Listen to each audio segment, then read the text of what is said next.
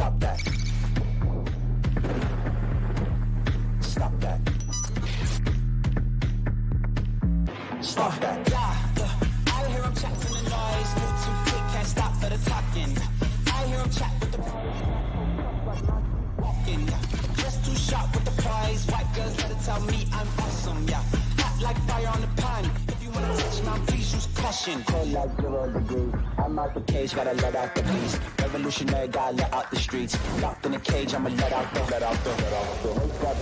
sheets. You can't go out, man, forget my peace. You take the west side, take on the east. I'ma put him in the cage, never let out the I hear him chat to the noise. Move too quick, can't stop for the talking. I hear him chat with the boys. Man so tough, but mans keep walking, yeah. Just too sharp with the prize. White girls better tell me I'm awesome, yeah. Hot like fire on the pan. If you wanna touch me, please use caution. Stop that. Stop that. Stop that. I'm going to ask a controversial question here to start off our week, Stugotz. Is Sam Hauser a better long-range shooter than Larry Bird at Le Batard Show? Shot for your life? No, different question. That is not the same question. Okay. It is not shot for your life. It is simply, is Sam Hauser, because at some point, right, the legends of our youth, we're going to disrespect them the way Anthony Edwards disrespected Kevin Durant during that game. Everyone except for Michael Jordan. Yep. I'm with you on that. I think Sam Hauser is a better long-range shooter than Larry Bird. I think all of the skills in this sport have gotten to such a crazy place that the shot that's most valuable, people are better at it today because that's where the money is than they've ever been. Brian Scalabrine said the thing, Stugotz. Yep, Scal. He said the code red was ordered and that Eric Spoelstra. Come on. What are you shaking your head about, Roy? Skull. He'll be on with us later. He was scheduled to be on with us. Going to be on with us later? Yes, but he was scheduled to be on with us before he said this. And now he's wandering around telling everybody that Spo ordered the code red. Somebody's going to have to make that Celtics Heat series interesting because it feels, after game one, it feels both in hockey and in basketball like the organizational shifts that have been necessary in these rivalries, that Boston has overtaken Miami organizationally and that the Florida Panthers have taken over the Tampa Bay Lightning organizationally. This part, though, is very, very important. Are you telling the audience, because it's a big distinction, that we had Scal booked before he said the thing? Yes. We're not booking him because he said the thing. That is correct. Okay. I am saying we are not adding flames to this fire on purpose. All right. Izzy Gutierrez is here with us. The playoffs in hockey and basketball have me feeling today the sports slothy I feel on Monday only after football. But how? Nothing started yet. Yep. Good point. There have been no upsets. No road teams won. The playoffs haven't technically started yet. Put it on the poll, Juju, at Le Batard Show. Have the basketball and hockey playoffs actually started yet? Yes or no? Because in basketball, the games weren't even interesting. No, just the one that I fell asleep on at the. I have no idea how that game ended. I saw the score. I was like, OKC Pelicans. That's the one game, but the rest of them were bad. By the way, it's not a code red because if you take out Jason Tatum, the Celtics are still sweeping the Heat. So slow down, Scalabrine. Slow down.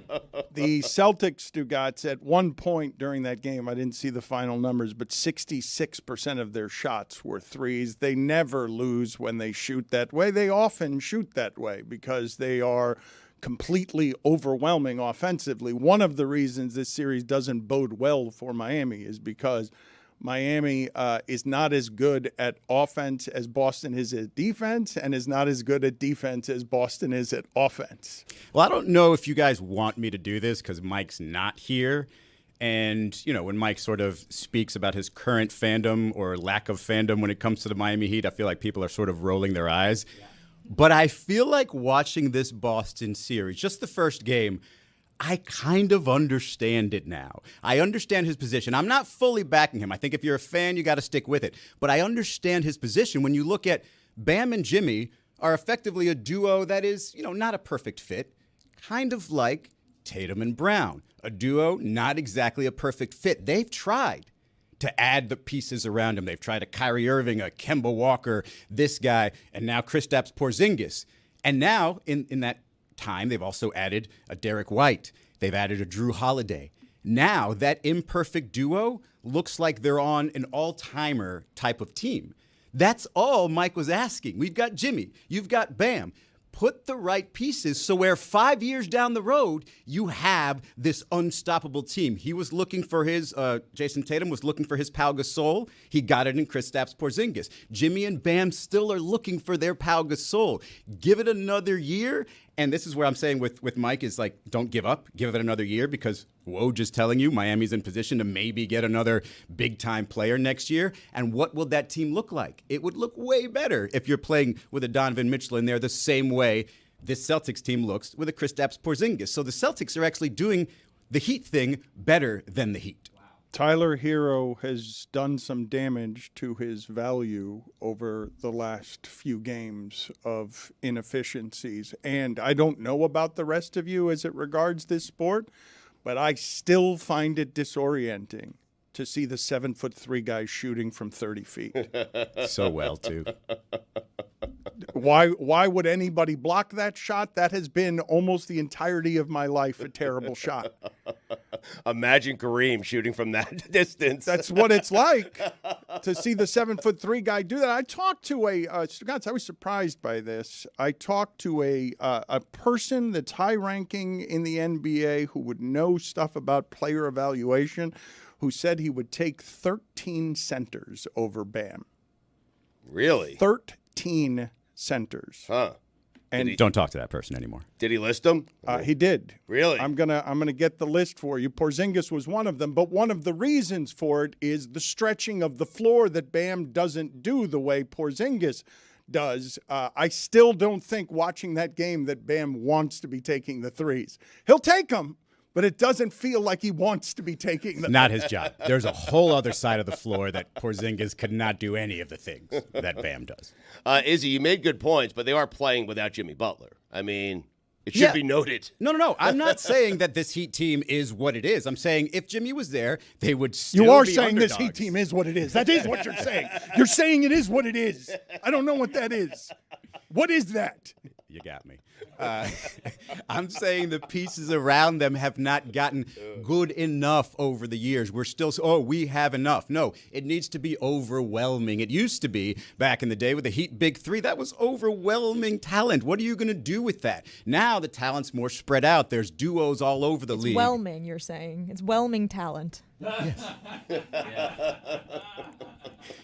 And this whelming talent here in Miami is just not enough to get people like Mike excited who have been on this train the entire time. Mike didn't even watch the Heat game. He was at Panthers. Roy, you're leaving early today because you've got a big Panthers interview, correct? Yes, we have an interview with Anton Lundell. Wow. Nice. How did you feel watching a game in which My Pillow guy? No, that's a different Lundell. That's Lindell, actually. that's your first contribution, letting anyone know you're here today, Billy? Just asking in a case good there's one. confusion. Yeah. How did it feel watching a Lightning playoff game and I didn't see Kucherov? Didn't feel him, didn't have any idea where he was. It felt good. I mean, the Panthers really threw the Lightning off their game plan for the first 15 minutes of the game, and it felt good. It was a good grind in that game. The first shot for Tampa in the game happened like 7 minutes left in the first period. So But really those played next that game. 3 minutes. Woo. Okay, all right. They took advantage of the one defensive lapse that the Panthers had on the third opportunity off the faceoff play they had. That's when they scored. That's when Brandon Hagel scored. But outside of that, it was all Panthers. That whole second period, you weren't nervous even for a second? No, because the Panthers played very good defense in this game, and it was really good. And it was a very physical game. It wasn't the type of, bulldozing, bowl you over type checking. It was like enough checking to get you off of the puck and take the puck away. PK Subban said that he wanted more hatred. Huh. That was his analysis. It's just the first game of It's a long road to Lord Stanley, Mm. Dan. You don't want to. Roy, I'm going to call BS on you, by the way, because I do think 1-1 headed to the third. You were nervous just because of the opponent. I do. No. Yeah. No. They really threw the lightning off their game. They really did. 109 hits in that game. Everybody got a hit. I've never seen that before. The entire team, both teams, each player got a hit except for the goal. Why is Subban out here saying that he wants more hatred? He does. I mean, he wants hockey to work in Florida, and that's apparently We don't need more hatred. There was no need. There's enough hatred between these two teams. I mean, regular season, past playoff appearances, there's enough hatred there, and it will build up.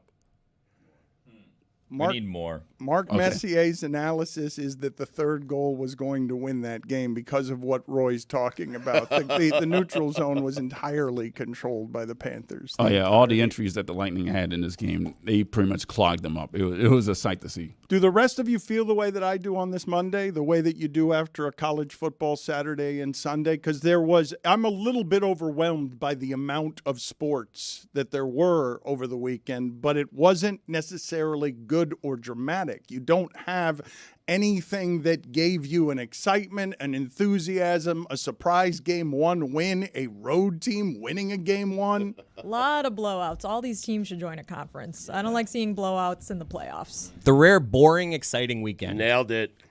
Was it? It was like there was a lot going on, but there wasn't a lot of interesting stuff I going felt on. like it's generally how I feel when I go to Vegas. I'm excited when I go there, and by the time I'm leaving, I feel dirty and Don't broke. ever want to be here again. And it was worse for South Florida fans because it was all over by 3 p.m. And then you've got all this other sports to watch, but you're already hungover. This is another problem, that all of their games in the first two games, they've got another conflict the next time. They're giving me both games that have stakes that I care about at exactly the same time. I need it spread out. There was an outlier to this. The Jets beat the Avalanche 7-6. Yep. 13 goals in that game. Yep. Yeah. That was a banger. Thank That was you. a banger. You're right. There was something. And the Barn game, burner. the game that you missed because you fell asleep busy in basketball, C.J. McCollum had a bad shot late. He was well guarded, and they missed Zion at the end. Got it. Thanks. I was watching golf yesterday. Nelly Corda. I mean, And Scotty Scheffler. yeah, My God. a couple of stars. Why is he playing so much? Take a week off, buddy. Are you having a kid or not? Jeez, It was a Louise. signature event, so I think there's a bigger purse if you play. RBC Heritage. Yeah, the Heritage. Yeah. It's a lot of the pros like that tournament. Yeah, he's tight on money. He needs to. If you guys were that great at golf, you'd want to play. I'd never stop playing. all the time. Oh, I You guys are wish. You guys are sitting here saying, "Why is he playing we so all much?" suck at golf. If Because I he's was that- better Play than like that. everybody. If I was that great at golf, I would hate golf because of the amount of time that I need to dedicate to golf to be that great at golf. But I think what Chris is saying is you just won a green jacket. You just had a kid. Like, take a weekend off. I don't think he had the kid yet. No, I don't think Really? he Yeah. Oh, Stubborn one. huh.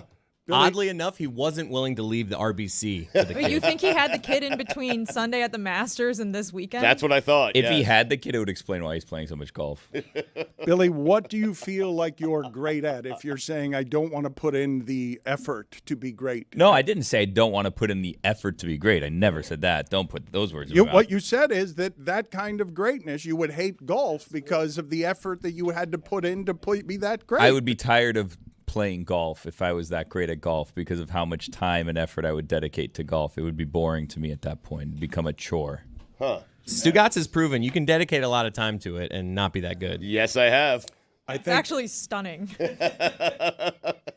While telling everybody how great he is at golf. That's the thing. I can't believe how average he is at golf for how much golf he plays. Like the one time that I played with him, I was like, Yeah. this is, I'm actually impressed by Stu on the golf course because he clearly has a herniated disc somewhere. Like there's an Oh, like injury 5 of out them, there, yes, but yeah. he is swinging away. L2, L3, L4, and I believe now L6 and L7. I believe. I haven't That's been what to you the need in doctor. the draft, Yes, I know.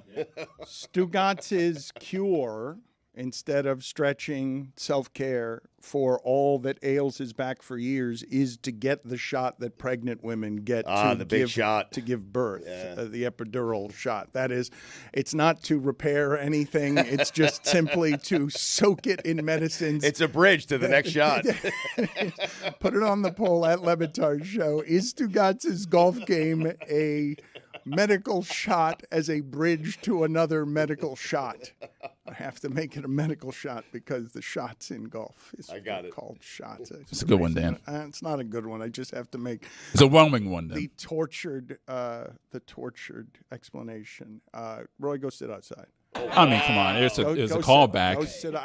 It's not that I didn't understand the joke. 2 minutes for I a understand. callback. Like, you're explaining jokes too, so. I know, but I was apologizing for explaining. Well, I the apologize joke. as well. Well, you're penalized for saying it as well. Do the Heat fans all feel a little bad because of how excited they were to beat the Bulls in the play-in, and then what happened on Sunday just put them back into like, oh yeah, that's why we were in the play-in? Like, you feel weird, right? It's a weird weekend. It's hard to see how the Miami Heat are going to win a game in that series because Boston has gotten a good deal better. And if they're going to be healthy, never mind if they shoot like that. If they shoot like that, you have no chance. But, Stugotz, they often shoot like that. I told you earlier this season, there was a game they had in which all 5 of their guys made 3 threes. It was the first time, 5 starters.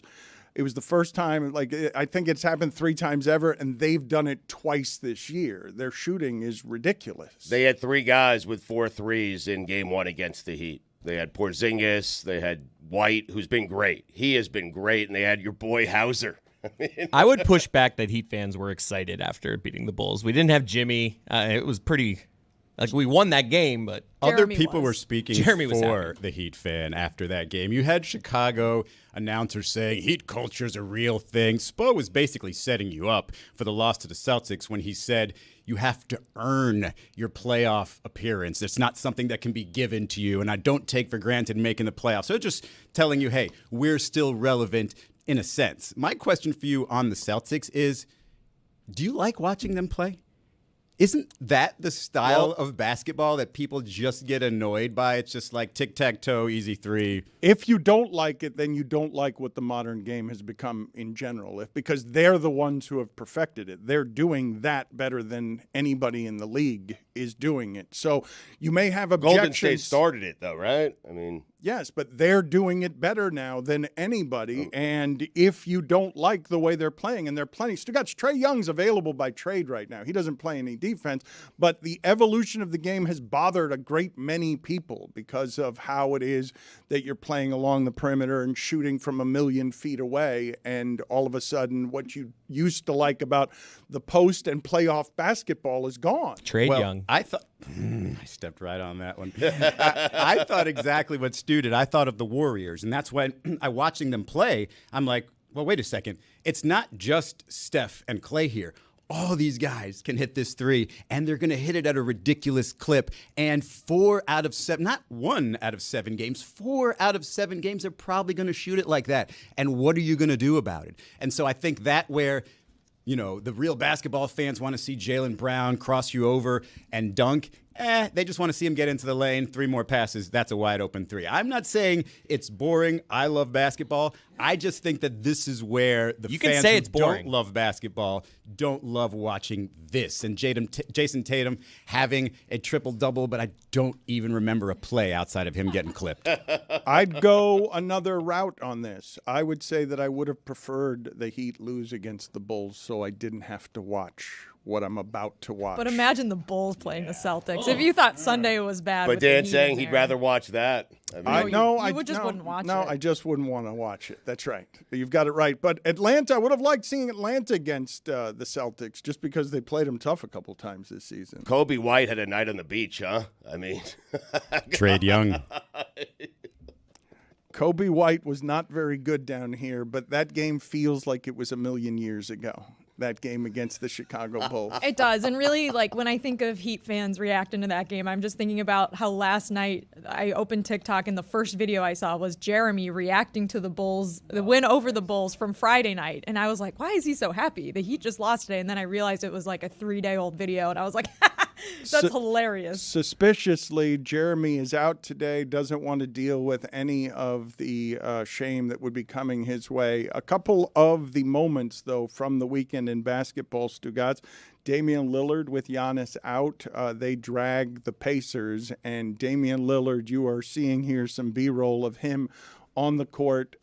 Stephen A. Smith has reported that he's unhappy there. A lot of people are talking about if there's a first-round exit, he's going to leave Milwaukee or want to be out of Milwaukee. But this part feels good, where he's at the center of everything. He's been at Coachella the last couple of years during the playoffs. He was lamenting that. And here you can see him mouthing, "This is why you brought me here. This is what you brought me here for." But for me, the thing that I wanted to analyze with you guys, because of how disrespectful it was.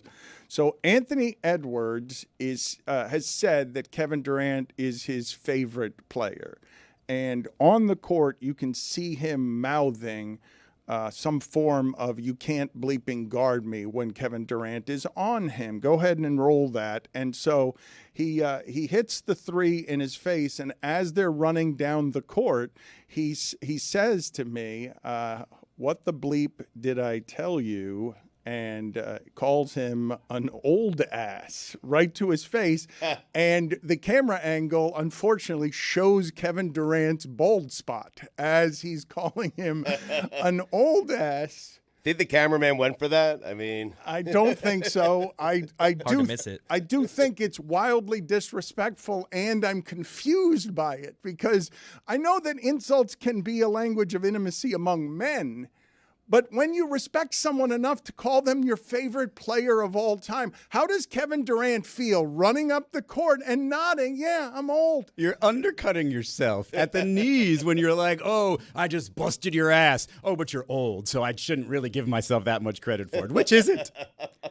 The Timberwolves liked calling the Clippers old on the sidelines, and you saw, Stugotz, why in that OKC game, why some people don't trust youth in the playoffs, because youth can be knuckleheaded. But Durant is smiling at being called old. He is smiling in Edwards' face. I mean, he gets it, right? It's kind of like the passing of the torch, that kind of thing. What do you mean he gets it? I mean, he grew up idolizing Kevin Durant. Now he's playing against Kevin Durant and beating him. But guess what, though? It's disrespectful, and as he says it in his face, my guess is the competitor in Kevin Durant is made agitated by it. In this game, they happen to be down 25, but I'm guessing he's smiling in a way that thinks vengeance. He's not smiling in a way that thinks he's actually happy about that. He should have said back, "You're young and you're a knucklehead." That would have been a good comeback. Youth can be knuckleheaded. You knucklehead. You tell me how it is that Kevin Durant, you imagine that he's receiving being told that he's old in a game that he's down 25. Because Allen Iverson, when he crossed over Michael Jordan famously at the top of the key, kept it polite. He didn't say anything. Well, Jordan wasn't old yet. Well, this is what Kevin Durant is about. Like, Kevin Durant, he's almost the prototype real hooper, is he not? And so the real hoopers, you can take the smack talk, especially when it comes with this level of, I know it sounds asinine, respect from Anthony Edwards, because he's not doing this to anybody else. He says out loud, he's my favorite player ever. Me personally, I would treat my favorite player ever quite differently if I met him or played against him. But yeah, this is how he treats him, and Katie's all about it. I'm trying to envision a scenario. What's he doing in this scenario, being respectful down the court? Like, what does the opposite of that look like? Like guiding down the court? Like, here you go, come, guys. Can I guide you? Sorry, I'm doing this to you, Kevin. Just We'll silence. cross the street just fine. Just silence. Silence would be more respectful. Let your play speak. It's just, I'm more respectful than calling him an old ass. It's more respectful than what Chris calls his dad. Yeah.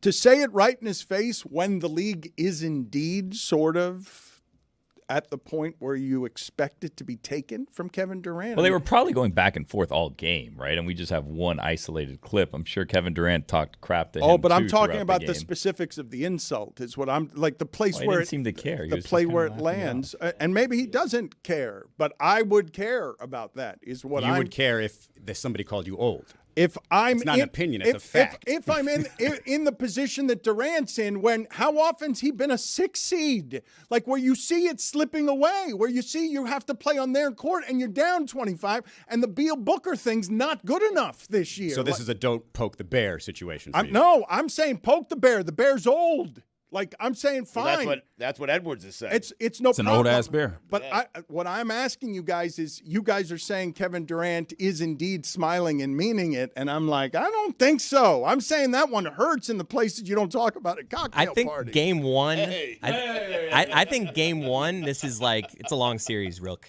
Like he's like, okay, see if you're laughing when it's over. Kevin Durant's 35. Sports are insane. He's the age of Nicholas Batum. So it hurts He's old. in the anus?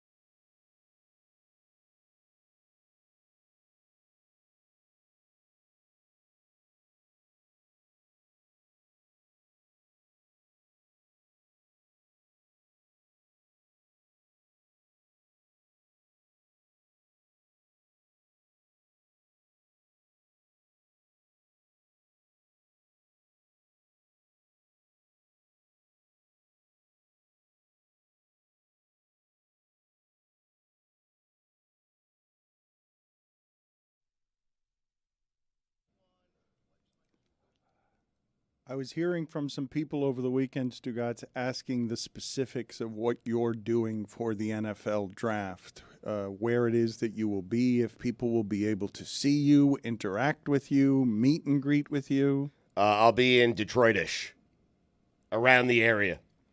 Like when you say around the area, you mean like Ann Arbor? Well, you know what? I asked Billy what I'm doing for draft week, and he said you'll be in Detroit-ish. And so that's where I'm going to be. I think we're doing something Thursday night, a live watch-along for the first round up until the Dolphins pick at a DraftKings sportsbook in the Detroit-ish area.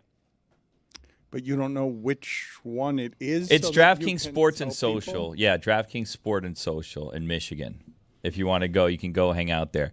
I'm intentionally not telling Stugotz exactly where it is because I need him to get on the plane and get there. On the bird? And then once he gets there, he'll get more of the information that he doesn't need to know at the moment. I just need him to get to the airport, get on that plane, and then we're good. All right. I think. Just came back from Detroit. Yeah. I was surprised to see you today, to be honest with you. I never know what's going on with you. Oh. And I'm the person people come to find out what's going on with you. I'm sorry about that, Billy. So wait, you're just staying until the Dolphins pick? Don't they have like the 21st pick around there? It's going to be a long night. Yeah, we're going to be on from 8 p.m. until the Dolphins pick-ish is the plan So you're right just skipping now. the next 11. Well, I mean, Who cares? you have to pay for internet. It's not free. You know what I mean? We're not going to be here until 1 a.m. watching teams pick. We need to know what the Chiefs are going to do at the end of the first round. Who cares? So we'll be here. Stugotz will be in Detroit-ish with Mike Ye. They're going to be reacting live all Wednesday. Stugotz is going to be talking to some draft picks. We're going to be checking in with him. We're going to be checking in with the fans that are there with him in Detroit-ish, Michigan. We're going to be checking in with Lucy, who's going to be on the ground. She's going to be doing some off-roading. We're going to be checking in with her for fan reaction. I'll be here manning the ship, Dan. Don't you worry about that. Jess will be here. Tony will be here. Juju will be here. Chris will be here, I believe. Everyone's welcome to attend. Whoever wants to be here is free to come if you'd like. Dan? Yeah, no thanks. Why not? The NFL draft? I hate all drafts. Why? Because I hate them all. No, he doesn't want us to make fun of his popcorn again. You guys should be so honored that I would make popcorn for you on a draft. Can I you? will not. No, I will not be partaking in anything draft related. Why not? Deliver? Because I hate the draft. It's a big day for the company. We've already covered Yes. this. Yeah. It's a big draft. It is. I don't care. What are the any Dolphins going to pick? They got a lot of more needs. about the draft than I did before. Right. I'm going to it. I mean, I know. Yeah. And there are 16, the top 16 picks. There are a lot of quarterbacks needed. So you guys are going to convince yourself that J.J. McCarthy's a great professional quarterback? Tell me why he's not. Yeah. Because I saw him play all of last year, and his coach tried to hide him National before, champion. before getting that 15-0 tattoo that he got this Draft weekend. To be expert, huh? fair, they didn't need to throw a lot, so. That's right, and that is my indication that if they were good at throwing, my guess is they would have. You know what would be fun to do this week? Let's draft drafts. We'll go around and we'll draft our favorite drafts. Like I would take the NFL draft first. Well, I like that. Yeah, that would be my So first would your pick. military draft be last or first? Oh, I'm not taking that. I Are mean, you? It's on the doesn't board. exist anymore. But yeah. Thanks It for could. thanks for your service, or is it? Would you put it? You wouldn't put it last, right? You'd put it somewhere else just to be politically correct, so that you couldn't be too controversial by calling it the worst and the most un-American of drafts, even though it was at one time very American. DraftKings would be number one, of course. Yeah, I'm absolutely. with you Yeah. guys. I think Chris like made a a bad draft pick. Miller Lite would be in there somewhere. Miller Lite draft. Yeah. Yeah. The draft, you get up your shorts when you ride a roller coaster with that underwear. I love Yeah, that. real drafty. Oh, Yeah. can't relate. Oh, That LI. sounds like a good one. Is it a good one? Never been on a roller coaster. Is it the draft up your? Put it up on the poll, please, Juju at Le Batard Show. Is the draft up your shorts on the roller coaster a good draft? When you're not wearing underwear. When you're not wearing, I'm just going by Stugotz's word here. That's the key. No underwear. Isn't the key? That's the key to the correct draft, is it? You're welcome. Why are you taking thanks? Just for because this? that was a good 2 minutes we did there. Yeah. Draft talk. Content. Well, we haven't done it yet. We were just talking about how the The draft Mystery may play Crate out. Halloween Yeah. candy draft, one of my all-time favorite drafts. I won that draft. Is that where we did? No, we we had to didn't. have a candy and Chris a Whittingham broadcaster. lost. No, I think that was just that was when Chris took Tootsie Rolls first overall. Terrible pick. Which is such a bad pick. Terrible. You want the list of 13 centers who are allegedly better than Bam, according to somebody whose basketball analysis. I'm in the mood for a laugh. Somebody whose really basketball analysis trust. you no longer respect. Just really say it. Who is trust- this Just say person? it. So none I'm of us dying respect to this know. person. Yeah. Nope, I cannot tell you because that is Sparkly. a betrayal. Huh. I don't know that I would say that I trust all of Charles' basketball analysis. He says a lot of things. I was sad to see the other day, though, that Charles Barkley's show with Gayle King was canceled after 6 months, at least in part because he doesn't have time to devote to being available all the time for that show. Now, I do not agree with this list, but I will tell you, for example, Stugotz, when it comes to Tyler Hero and the Miami Heat's assessments of Tyler Hero, there have been a couple of things in the past that I have relayed about the Miami Heat's assessment of Tyler Hero that have been controversial things. One of them was saying that the Miami Heat thought that he should be aspirationally someone who looked to be like Devin Booker. And more recently, what I said, compounding off of that opinion, is that Tyler Hero is as good as Tyrese Maxey, which he has not been. But what you saw from Jaquez in that first game where he was fearless, we used to say that about Tyler Hero. Yes. How fearless he was as a young person. But I do think that one of the things that's finally happening after 5 years, Stugotz, of Boston and Miami fighting at the top of that conference is Miami's mid-first round picks, Bam and Tyler, have hit where their ceilings are, and Boston's higher picks, the better talents according to the draft that haven't needed sort of organizational culture, their higher picks are now growing with complements and building into a place where Tatum and Brown, their physical skill sets, were drafted higher than Bam and Tyler's and Jimmy. Not that that's always the measurement, but in this case, when it came time to just taking skill sets, Boston has the guys that are taken at the top of the first round, and Miami has the guys that they're doing the most they can with from the middle of the first round. Izzy, what is your assessment as someone who has covered basketball for a long time? What's happened with Tyler Hero? Because I did expect some jumps here that would allow him to be someone who, as a number one, could give you the 40-point game if you needed it. You're not going to be as good as you were with Jimmy Butler, but you weren't going to be that 11-point crud where he's taking a ton of bad shots. You don't believe any of them are going in. You need him to make something from 25 feet, and he's starting a game again. 2 of the last 3, 1 for 9 or 2 for 11. Yeah, so my take on Tyler is he's ridiculously skilled. I think where you had the comparison to Devin Booker, the part that was sort of you didn't really know was going to happen was his size. Would he fill out? Devin Booker's got a barrel chest. He's got some arms to him, right? He can sort of fend off of contact. Tyler Hero looks frail. He looks so thin out there that when he takes a jumper, it looks like it's affected by the wind somehow. I don't know. It's just really weird. And so the ball or him? The ball. Both. By a draft, Both. would you say? By a draft, actually, yeah.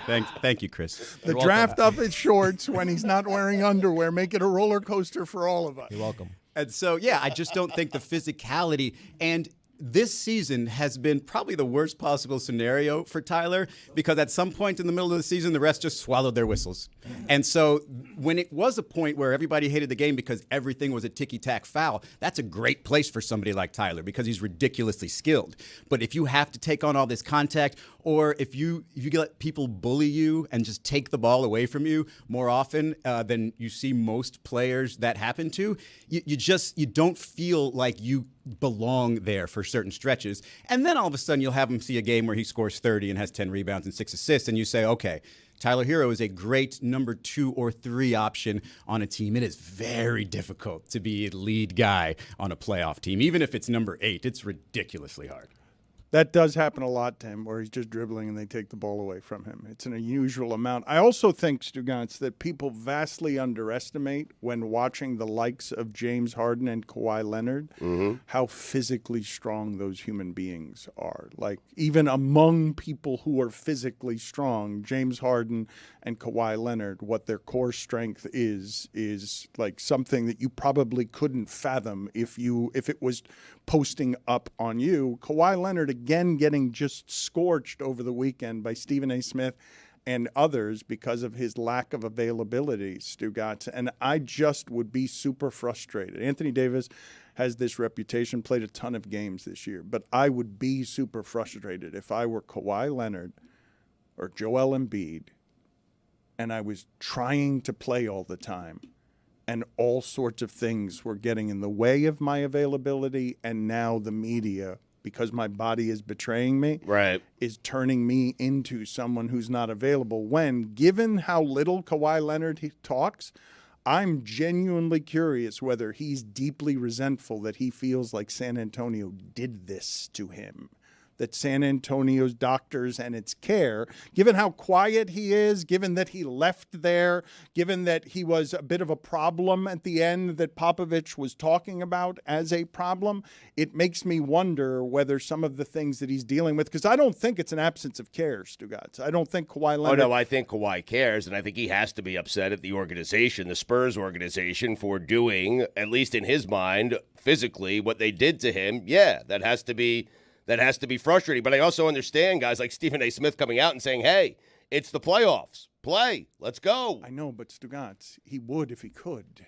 You're seeing that from Joel Embiid. He wouldn't be playing right now if it was the regular season. He's only doing it because it's the postseason and because he's had so many missed opportunities. This is the frustrating part if you're Kawhi Leonard, if you're Joel Embiid. If I'm Kawhi, I don't even look back at the San Antonio experience because I've had years of doctors being able to treat it. You would think that I would be able to get on the other side of this, but it just keeps happening at the wrong time. And you say to yourself every year, hey, if he's played 20 straight games, maybe this is the year, and then it happens again. And what can you do about that but be frustrated? He, in his last 8 games, has shot under 50%, last 8 playoff games. That is not him. But He almost went out with what I thought was a career-ending injury that would have been the greatest I've ever seen, which is throwing it off the backboard, dunking, and then just being done for the year.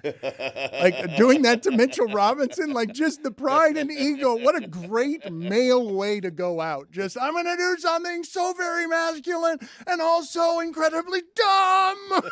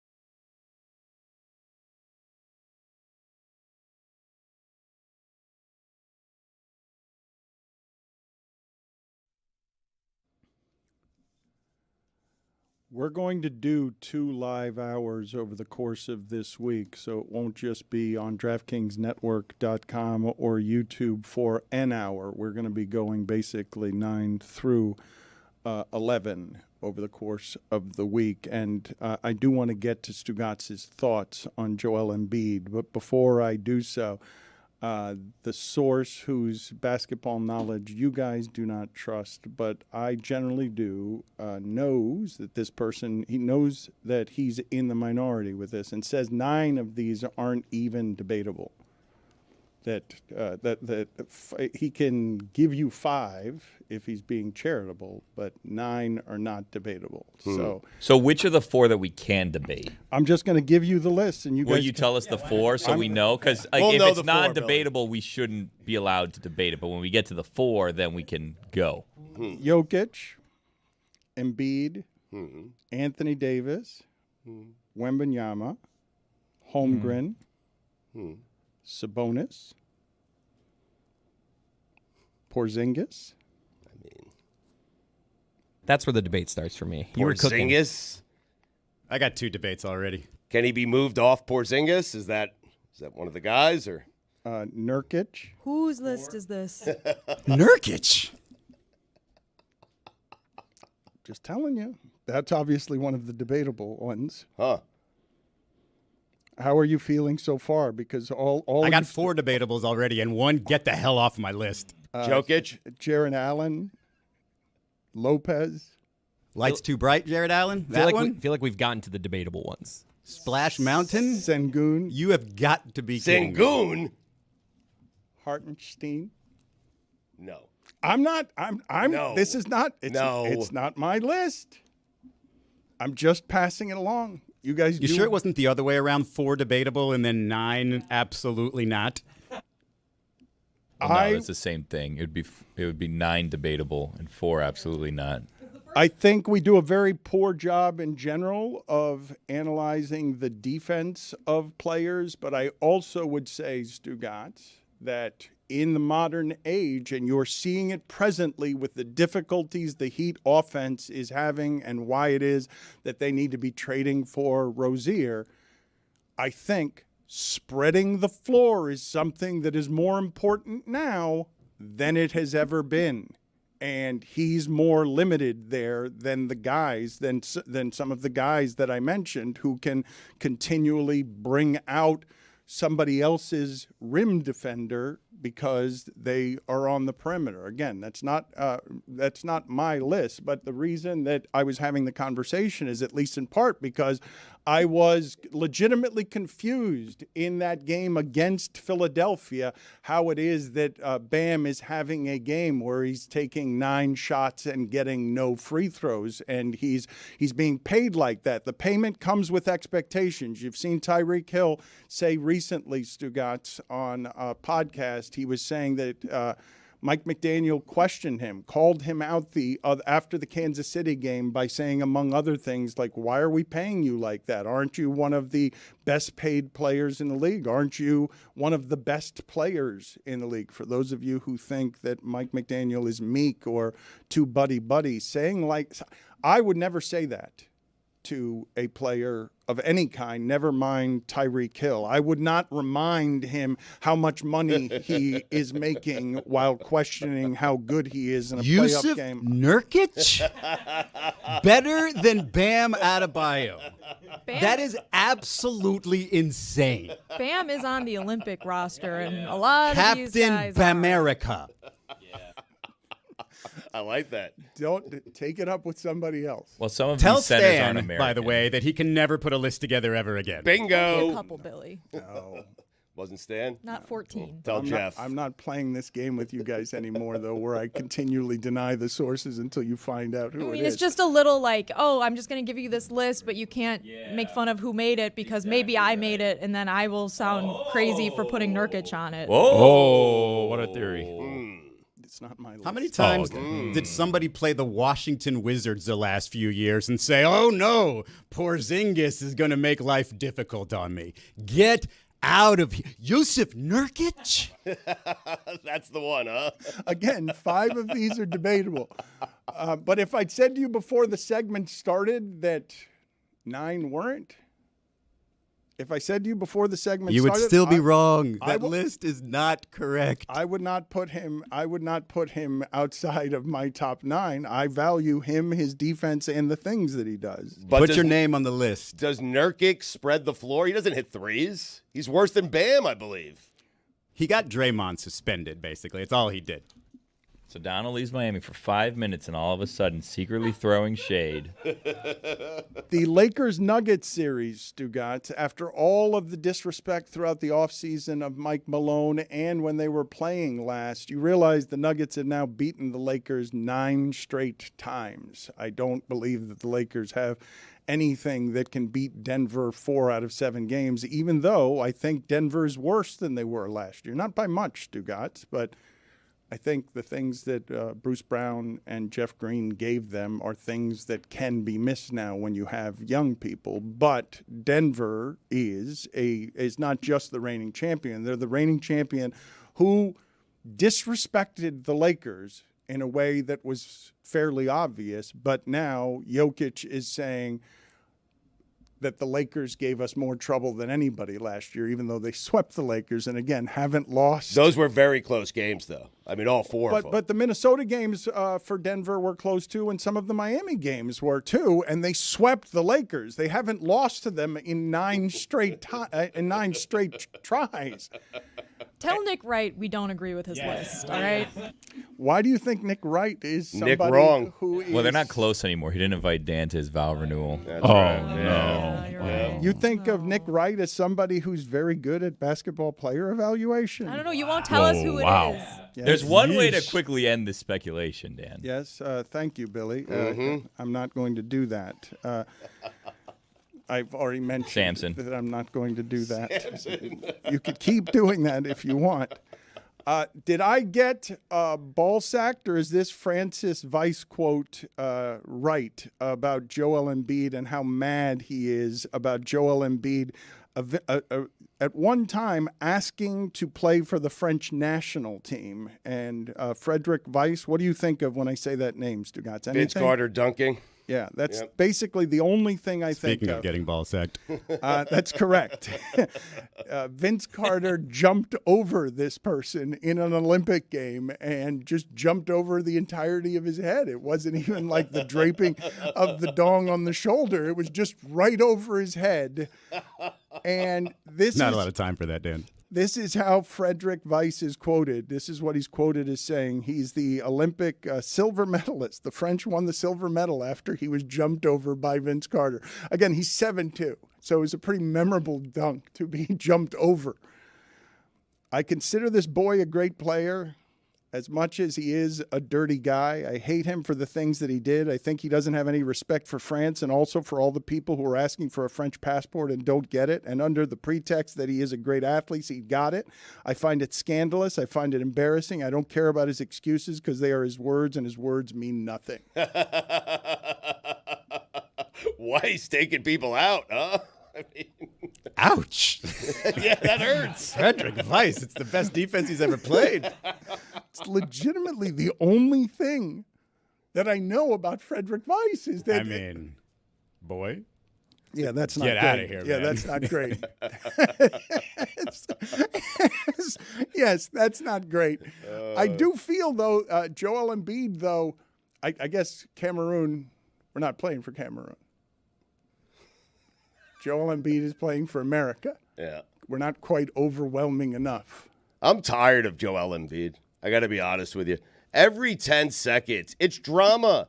He's either hurt, he's on the floor, he's grabbing his shorts, he's grabbing his ankles, he's bent over, he's tired, he's mad at a teammate, he's mad at a referee. He's never mad at himself, though. Stu. Never mad at himself. And then that boneheaded decision, when you're already hurt, to toss one off the backboard and throw it home at the Mecca. Are you crazy? That was the dumbest decision in the history of NBA decisions. It was. And what's he doing at the free throw line on the tech where he thought it was short and goes immediately to his knees? I don't think I could do that with two healthy knees, especially not at his size. That was weird. You're tired of Joel Embiid? Just that everyone talking about this generational big man. He does things that no other big man has ever done. You know what he doesn't do? He doesn't win. He doesn't stay healthy. He doesn't stop complaining. He doesn't every 10 seconds reach down and act like he's the most exhausted guy on the NBA court. It's annoying, Dan. He's become annoying. You want to know why? He hasn't won anything. Bam's better. You said that's the dumbest decision in the history of basketball decisions? Roy, you're already hurt. And you're doing that type of dunk at Madison Square Garden. What are you doing? You forget about J.R. Smith? Oh.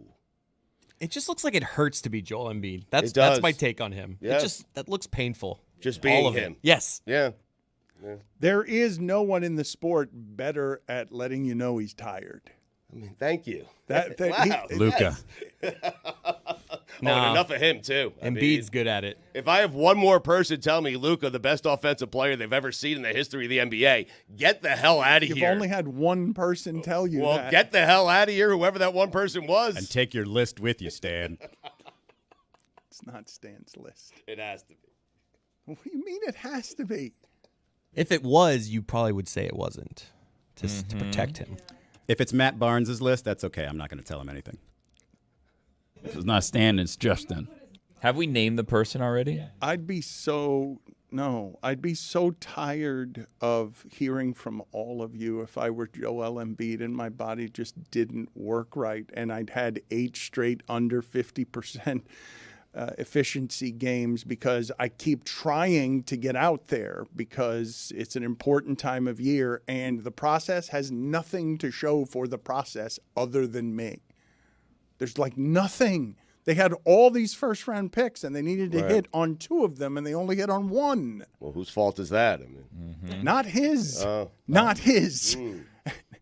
What, are you going to blame him? If he played for the Heat, you guys would be like, "Oh my, everyone's so mean to him. He can't control how his body has failed him." I'm If he doing played that. for the Heat, he'd be at 9% body fat and probably wouldn't have all these issues. I'm doing that, and he doesn't play for the Heat. I do feel Yet. bad for him. He doesn't play for the Heat yet. It's your list, isn't it? No. Val's? It is. It's Valerie's list.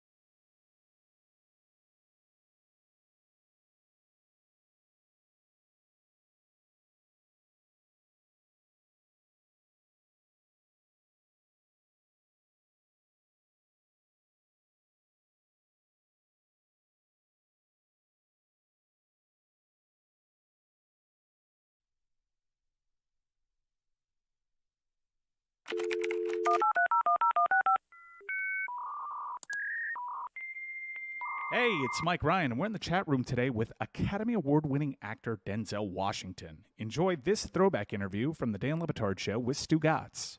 I wonder if Denzel himself thinks he's cool. Well, keep talking. Keep going. I'll act like I'm not listening. All right. Well, he's saying you're cool, and I'm saying I wonder if you think you're cool. Your family knows. The family always knows your secrets. They know you're kind of dorky, right? I'm not cool in my house. No, I'm not cool in my house. Right. No. But in general, No. you do consider yourself to be cool, right? It's not for me to say. No, no. I can't say that. Yeah. I'll say it for you. All You're right. cool. You already did several times. Knock it off. Can I do this interview? And thank you for every time you said it. Fences in theaters Christmas Day. Can you explain to the people why it is that this means so much to you? And have you ever done anything like this? Well, it's the best material I've done. It won the Pulitzer Prize. It won multiple Tony Awards. As a screenplay itself, I think this is the best one. Have you ever been surprised by the success of a movie that you thought wasn't going well while you were making it? But you don't know when you're making it. You know when you're making a bad one. Do you? Yeah, about 3 days in, you're going, oh, boy. Wait a minute. Virtuosity. Virtuosity. Did you know you were making a bad one? Or I'm not going to say you said it. Come on, Denzel. You just threw the director under the bus, not me. All right. Fair enough. I did it, not you. New movie Fences is in theaters Christmas Day. And you're playing a garbage man, correct? Yes, I actually was a garbage man once. How long were you a garbage man? Not long. Not long. How long? But Not long. how bad a job was that? Tell us how bad a job that was. Back-breaking work, man. Back-breaking How bad work. did you come home smelling? You never get that smell off you. Ever. Yeah, it's I bad. still smell like that. No, It's so hard for your co-stars in the man, sex you know. scenes. So you're a 6-time Academy Award nominee. Is there one time above all others that Denzel Washington thought he was robbed? I haven't been robbed of anything. I still have everything that was given to me.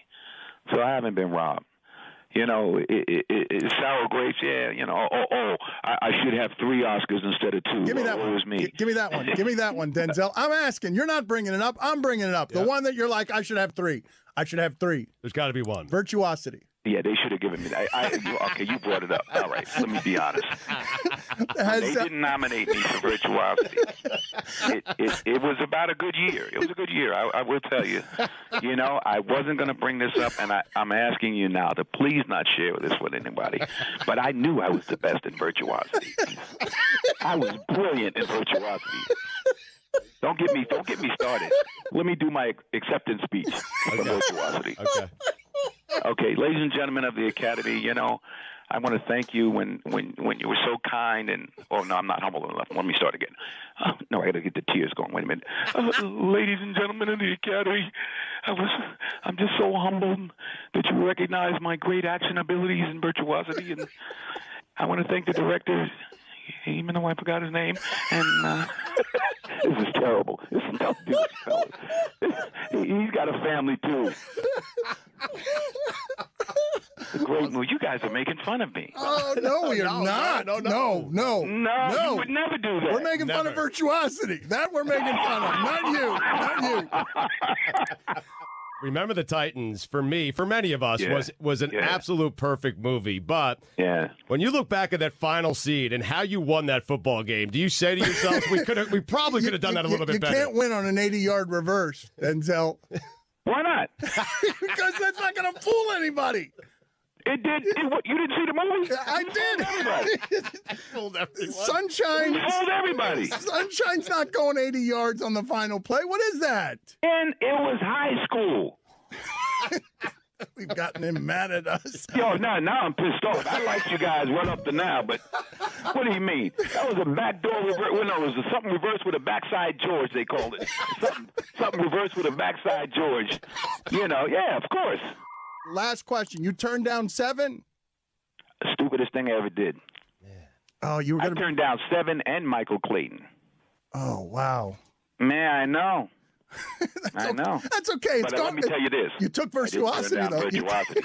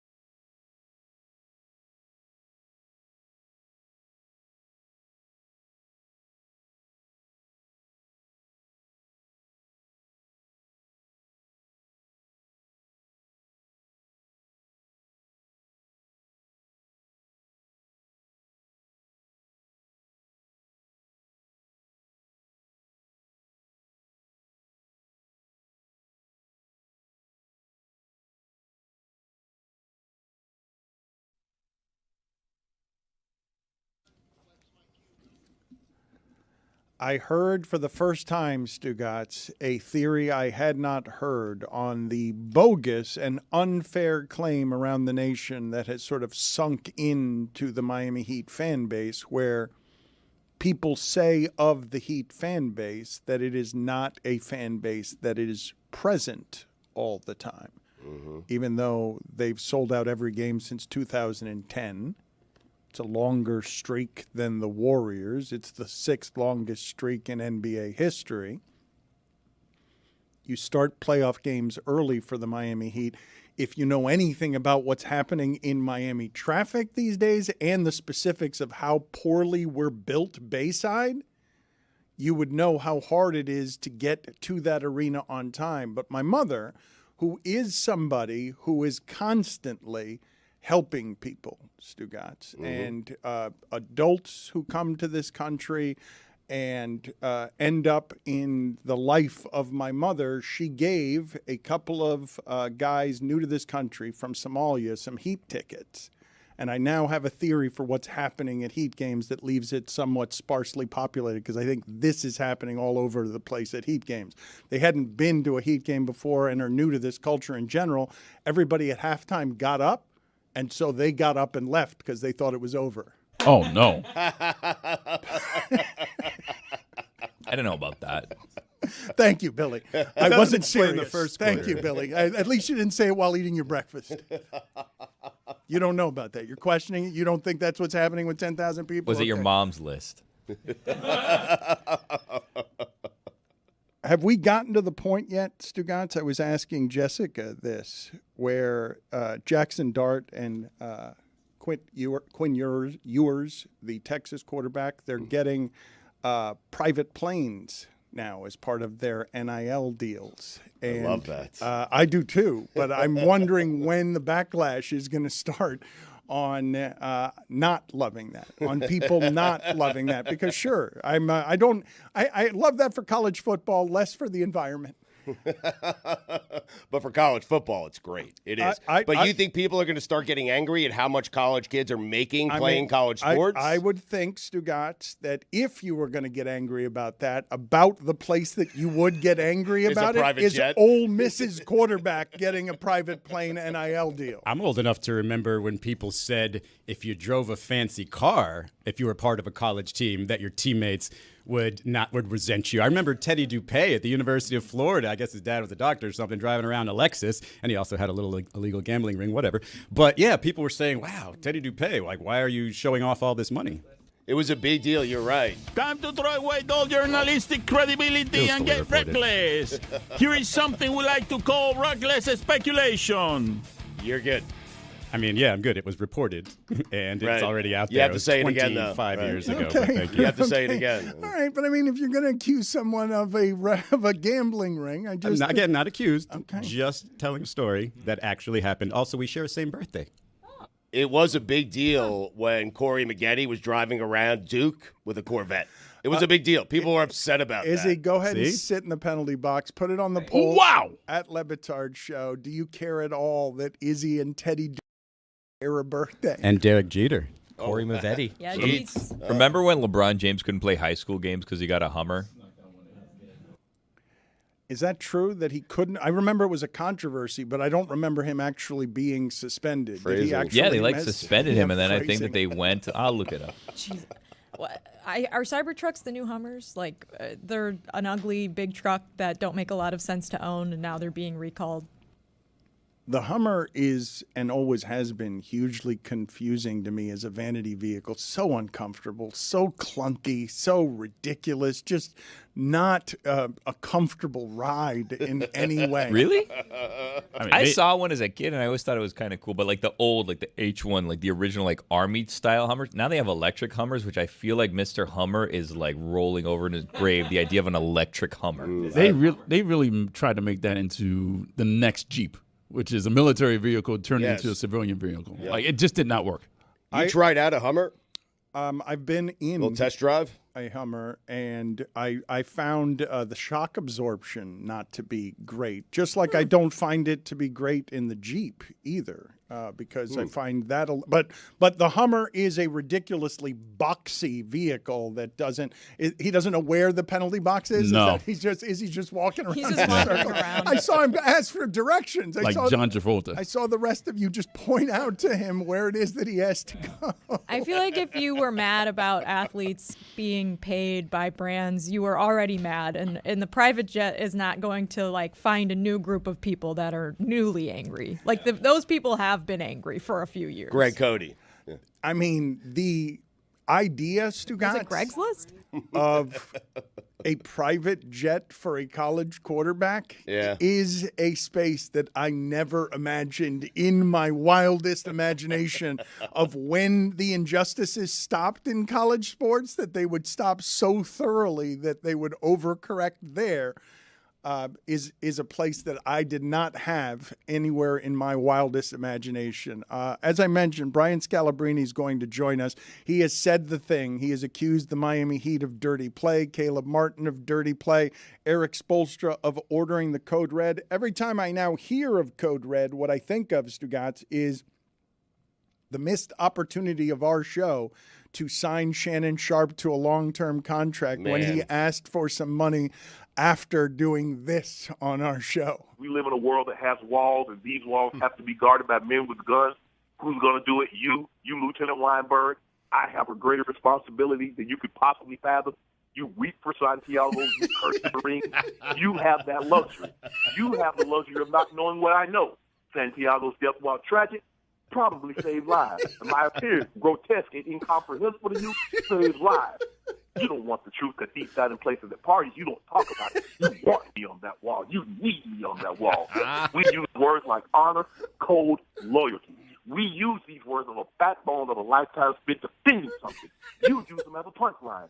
I have the time nor the inclination to explain myself to a man that rises and sleeps under the blanket of freedom that I provide and then question the manner in which I provide it.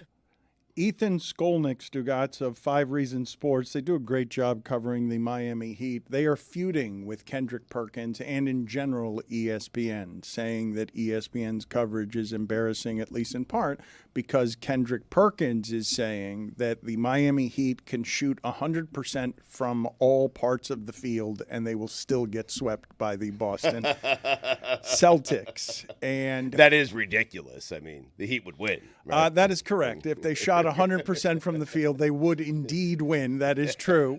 That is not great analysis. I very much enjoyed all of the basketball coverage from ESPN. I do think we get very used to difficult things being done well. So when they have a glitch in audio at the beginning of the Orlando-Cleveland game, they catch a lot of slack because their playoff coverage is beginning that way. But I thought the coverage, the games especially, great. Not. I'm talking about the coverage of the games, not the actual games. Right. I'm talking about the games. But the studio shows in general, that's something that Adam Silver and the NBA has had a problem with almost the entire time that I've known of ESPN and that they've had studio shows, because it's always compared against the standard, which is Barkley and TNT, and it always pales compared to that. But you're just filling a lot of studio shows with noise and noise in tight spaces, and so some dumb things are going to be said because you just exist to get to the next batch of commercials. You're there giving 90 seconds of analysis and getting out. It seems like a waste of time. It's an unfair comparison or standard, isn't it, from Adam Silver? Like, to compare what ESPN is doing against TNT. It is the greatest pregame show in the history of I'm just telling you, games. the reason they've had so much turnover over the years with those studio shows is at least in part because of the NBA's dissatisfaction with those studio shows. They've wanted something better. Brian Scalabrine is in the middle of it right now. He is catching heat from every angle. Clearly, Drew Holiday pushed Caleb Martin into Jason Tatum, but Scalabrine is out here calling dirty play. He is saying that the code red was ordered. So tell me how you imagine, Scalabrine, and it's good to see you again. Tell me how you imagine that code red was ordered. I should tell you on the front end that the reason the timeout was called with a minute and a half left is because he was challenging something on the court. It was not, I don't believe, to tell somebody to injure Jason Tatum. No, you guys got to understand the code red in the NBA is not, we're going to go out there and injure your best player. It's, we're getting blown out. We're going to go out like this. This is a 7-game series. We got to make a stand. And I mean, listen, I don't have a problem with the play. Just like I thought the play was Bush League in the sense of he ran into it. He took advantage of it. He braced himself. He ran into Jason Tatum while he's in the air. Normally that would happen with Tatum falling into the cameraman in the front row, but he got his legs taken out from underneath him. So I thought that was a Bush League play. But also remember, see, I'm not jaded by all this.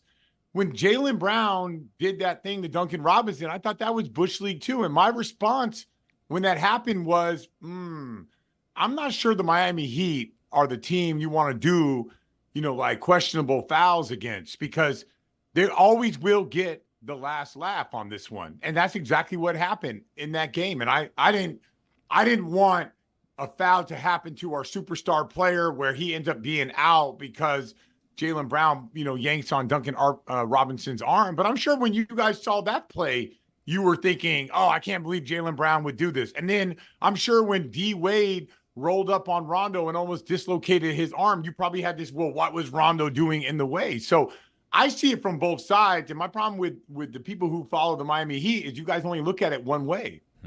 Well, Scal, let me ask you this, because if it's one thing is as you said, Caleb Martin was trying to be overly physical. Maybe, it's not really in his history. He doesn't really know how to do it and went a little over the top. But I think where people might have had an issue with what you said is the idea that Eric Spoelstra, who, many people believe is the best coach in the league and who has been through this before, would then order that at that point of the game. That, to me, sounds like a disrespectful element of your take there. And so I'm just wondering what it is like, what it sounds like, you touched on it there, when a coach does order the code red, let's say at the beginning of a playoff series like this. Okay, so let me ask you this question. They show the Jaylen Brown twist on Duncan Robinson's arm. Let's say the Miami Heat show that play 6-7 times in a row before the series, okay? Is that planting a seed? Is that saying we're not going to let this team do this to us? Is that saying, this is what they did to us, this is what we got to do to them? Are you guys thinking that the Miami Heat went into the series and did not show that play to their players? I'm thinking that, yes, that play might have been shown. I don't think that they said retaliate in the same way. No, well, okay. And then do you think that during that timeout, or during any timeout, by the way, do you think that Eric Spoelstra says, come on, guys, we're down by 32. We're just going to lay down and get punked? We're not going to send a message? Now, I'm not saying he said, go run over Tatum and hurt him. I'm saying, come on, guys. We're going to send a message to these guys. We're on a long series right here. This is what we're going to do. Now, if you think that was not said throughout that game when they're getting punked by the Celtics, if you think that was not said, then I think you guys don't buy into your Heat culture of the biggest, strongest, nastiest, toughest team in the NBA. They're the ones that put it down in the paint, right? Yeah, I believe they're the ones that lay it out there. I believe that was said throughout the game, and I believe the response you saw was in the fourth quarter where they got the game back to 14. This element, this part of the game where Caleb Martin took him out, that was after they showed, hey, we got some fight in us, yada, yada. So this, again, to me, was Caleb Martin just trying to do something, be a little bit overly physical, not really great at it, and maybe got shoved by Drew Holiday. So I just think the implication of the coach ordering that is probably where people are like, I don't know about that. So this is how you would feel if Draymond Green ran into LeBron James? Draymond Green and Caleb Martin, two totally different resumes. I'm just asking the simple question. If Draymond Green went up and just, bam, trucked, let's use any player, the national media is saying, it's all good. It's not a dirty They're not play. saying, Are they saying Steve Kerr ordered the code red, though? No, I would definitely. No, that historic. The Golden State Warriors don't have the baddest, meanest, nastiest team in the NBA. They don't have that on in the middle of their court. Scal, let me help you out. And by the way, listen, you guys don't get it twisted from my point of view. I love what the Miami Heat do. I love the way they play. Jimmy Butler is a hard guy for me not to like. Like the way that he brings it every single day. I get it. He's hurt and all these things. Like I have zero problem with the Miami Heat. I got zero problem with them. I know that this thing had gone back and forth before. And I told you guys when the Duncan Robinson thing happened and I was on the postgame show, I was like, dang it. Because if we face these guys again, they're going to use this play. And I would hate for one of our guys to go down and them using this play as a rallying cry. You really think that the Miami Heat did not use that? Which, by the way, I thought that was a Bush League play by Jaylen Brown as well. So I am just bringing up the simple fact that no one from the Boston media brought this up and no one from the Miami Heat media brought this up. So I have to make sure that you guys understand what the real story is going into game 2, because it is not the Miami Heat beating the Boston Celtics in a 7-game series. The story of this series is this. This is the story of the series. Scal, let me help you out. Izzy, what he's saying is a code red is not directly ordered. He doesn't say, Caleb, hey, go hurt that guy. He insinuates it. That's all Scal is saying. So Kelly Oubre did not get the code red. He just accidentally hurt Jimmy, right? This is from Tim Reynolds. Scalabrine on Sirius NBA Radio repeats his claim this morning that Caleb Martin was dirty and Eric Spoelstra ordered the team to not lay down in the timeout, even made the code red allegation again. He also goes after Miami media for ignoring this, and then the dismount. Hold on. That's not true. Hold that's on. Not true. And then the If you're dismount. going to say, no. Hold I'm on. Not allow Hold Tim on. Reynolds One to more do that. word. No. One more word. We're not going to just. Yawn. Yawn is what Reynolds says. Yawn. I don't care what Reynolds says. I am mad at I'm with you. The Boston media at this one. I'm not Miami. Why would they call out Eric Spoelstra? I get that. I'm mad at the Boston media for not challenging Joe Mazzulla in saying, do you think that was a dirty play? 31 seconds after Eric Spoelstra calls a timeout. That's all I said. Look, I have the Miami Heat media, I do not expect them to make this a story. The Boston media, I expect them to make it a story. So listen, I'm just going to be as clear. I'm not ducking or running. I'm saying if you're going to get my word, just get it right. Yes, I think Eric Spoelstra challenged his team. Yes, I think Caleb Martin made a dirty play. Yes, I expect dirty plays throughout this series because the Miami Heat are in an uphill battle. And yes, I was mad at the Boston media for not making this more of a story. You can't handle the truth. I've got a couple of questions for you that might be a little bit sacrilegious. Is this the best Boston Celtics team you've ever seen? I was on the 08 team, so the best team I've ever covered by far. But I would say the margin between them and the next best, you know what? Like, I'm a big fan of the Denver Nuggets. I'm a big fan of Jokic. I just think, they're much better than people want. For whatever reason, people don't love Jokic and love the Denver Nuggets. That dude is nasty, man. He is tough to stop. So the margin between those two teams and the rest of the NBA is wide. But I don't, this team is definitely the best team that I've covered. And I started covering the team in 2012. Here's the other conversation I want to have with you, and I'm really interested in what your answer is to this. You proved to people a long time ago in a challenge how great you actually are at basketball, people who call you a scrub or whatever, by going after a bunch of guys who challenged you and dusting all of them. When I say the following, you agree or disagree? Sam Hauser is a better long-range shooter than Larry Bird. He'll never agree. He'll never agree, ever. Yes or no? Yeah, no, I agree with that. Different era. Yeah, that's easy. You said three-point shooter? I said long range. I said long-range shooter. No.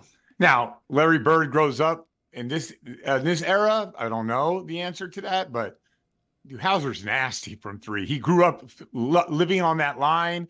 Larry Bird grew up playing one-on-one, and they played in the paint. So you can't compare the two. Shot for your life, Scal. This is how we settle it, okay? It's not how we settle it. The guy has to hit you have to choose one of these two guys to hit a three-pointer, and if he misses, you're dead. All right? Oh, Larry Bird all day. Thank you.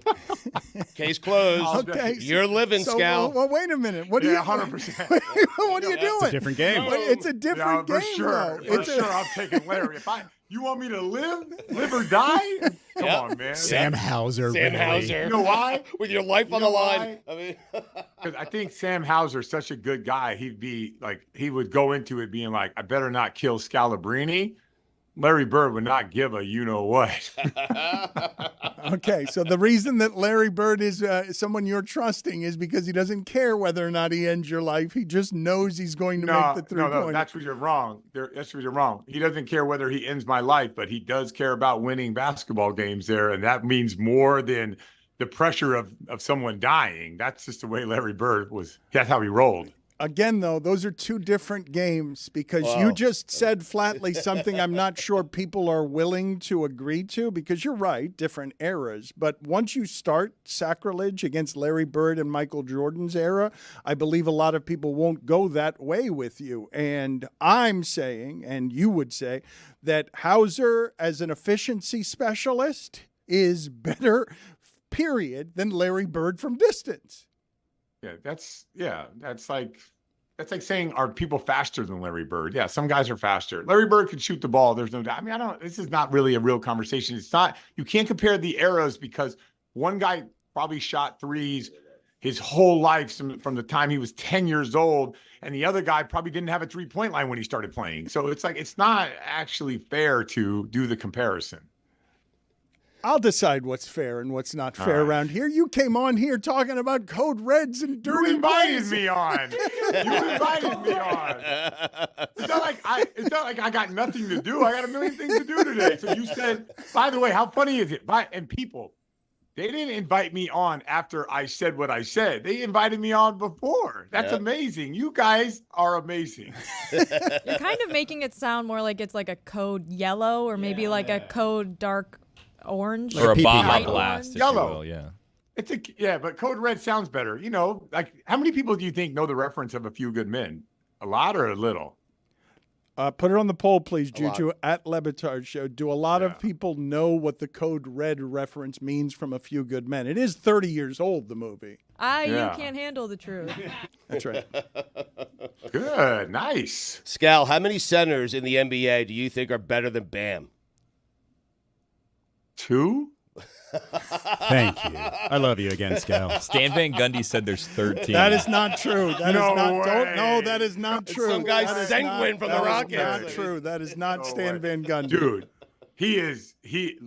people listen, even though I'm a Celtic guy and all that, dude, my key to the series is Bam Adebayo. I think the guy is ridiculous. And what people don't factor in is points created by Bam Adebayo. That's the problem with stats. Like the dribble handoff series, the screen series, like all that stuff is created by him. That he goes away.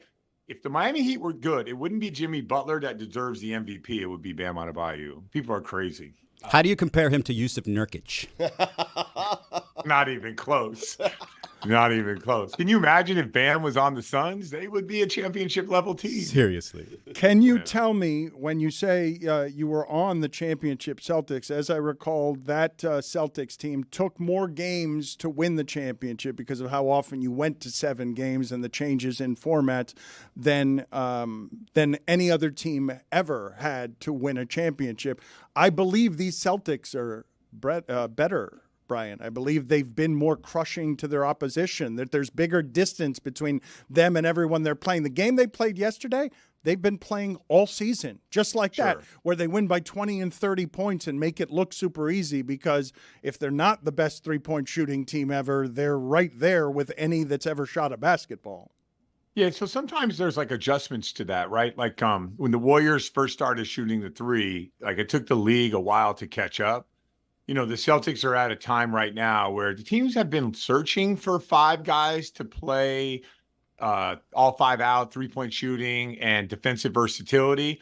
The Celtics just happen to have like a good group, like their draft assets, and they were able to land like a Porzingis and a Holiday to push to move the needle. So what I would say is like when you look at the margins, like the margin between them and the next team, they're a year ahead or 2 years ahead of everybody else, just like the Warriors were when they won that first championship. They were just lapping the field with their motion offense. So I do think this is like the first time we've ever seen a team like that. I think it becomes really difficult to guard.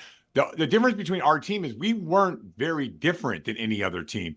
We walked the ball up. We executed just like most teams. Defensively, we were, arguably one of the better defensive teams in the history of the league, and that's what we hung our hat on. But Also, when you go through those game sevens against Atlanta, like we got blitzed in transition, turnovers killed us. Like there wasn't enough offensive margin for us to sweep teams 4-4-4. So that's where if you match us up, our physicality is very different. But let's be honest, like our boy Kendrick Perkins, come on, he's not playing in a series against this team. I mean, he was like a catalyst for us defensively. So the game has changed a lot.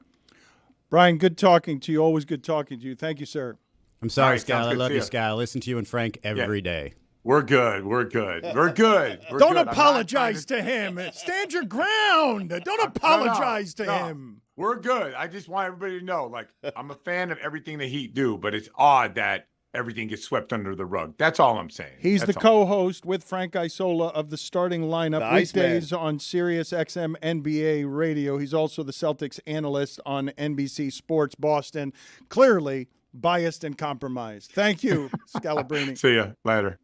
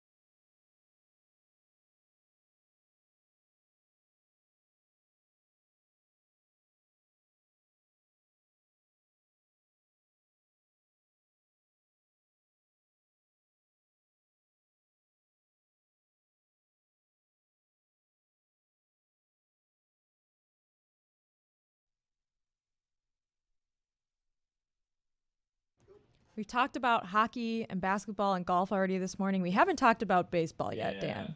And we're not going to talk about the Marlins because they didn't do anything important this weekend at all. Nothing to talk about there. But something very interesting did happen with the Rockies. I don't know if you saw this video, but apparently the Rockies hitting coach filmed himself in the cockpit of their chartered flight from Denver to Toronto. And now the FAA is investigating this because this is very illegal. And this is a video of him sitting in the cockpit mid-flight while they're cruising. And I don't know what will happen, but the pilots, I think, have already been suspended for this. Okay, you're away. Flying the plane, Toronto. Everybody here. With your first officer. Andy's nervous. I'm landing this tonight. Are you landing it? I'm gonna land the plane tonight. Yep.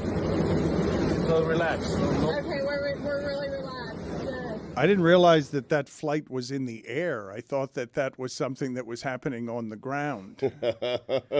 You're mentioning baseball here, and I have an incredibly sad list of all the teams in sports and their most famous fan. Another list. Who made this one, Dan? I'm seeing it on something called Brooksgate. But the Marlins, now there are legitimate celebrities all over this. Eminem for the Tigers, Snoop Dogg for the Dodgers, Will Ferrell for the Diamondbacks, Paul Rudd for the Royals. The Marlins' most famous fan. The White Sox have Barack Obama. The Marlins' most famous fan is Marlins Man.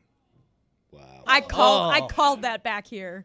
I called that. You shouldn't be proud of that. No one should be proud of that. Exactly. Gloria Estefan has to be a Marlins fan. No. I feel like Dan's more famous than Marlins Man. Marlins Man is Certainly Billy. not great. I'm a little bit surprised that that's the best that the Marlins can do. He has to have that framed, whatever that is. Stugotz, I have in front of me also the number one coach that other players in the league in the NBA would least like to play for. Do you know who that coach is? He has been named this coach 3 years in a row. The coach that other players in the league would least like to play for. Tom Thibodeau? That is correct. Thibs. But we why? don't want you anyways. He's got the Knicks in such a great spot. Yeah. Because he's going to play you 50 minutes a game, and he's going to treat all of the practices as if they're too important, and he's going to turn your knees into sawdust over time. And he'll be up 1-0 on the Sixers. I mean. Not very often. How's Elton John a Braves fan? I'm looking at this list, and that seems odd. I kind of want to look at this entire list now. I can go ahead and give them to you all. Who's the Cubs I most would fan? Bill Murray? love Elton John Yes. talking Ronald Acuna Jr. Yes, the Cubs are Bill Murray. The Red Sox are Mark Wahlberg. The Orioles are Edward Norton. The Mets are Jerry Seinfeld. The Yankees are Jay-Z. The A's are Bruno Mars. The Phillies. Snoop Dogg is a good get. Like, there are a lot of famous Dodgers fans, and they went with Snoop Dogg as the most famous. I did not know that Charlie Sheen was a Blue Jays fan. Did you? I don't think he is. So you're questioning the authenticity of the list is what you're doing. Giannis is the biggest Brewers fan Yeah, there he's a is, Pittsburgh guy. That makes sense. according to this list. But that does my make mic sense. was on while Izzy and I were discussing Michael Keaton being the biggest Pirates fan. He is a Pittsburgh guy, but Jeff Goldblum I feel like could be on that list too. Roy is gone now. Did Roy go? Did he leave to make sure that he could be just closer He's the most famous Panthers fan. to the scent of the Panthers? Charlie Sheen is a Reds fan. That's what I thought. Yeah.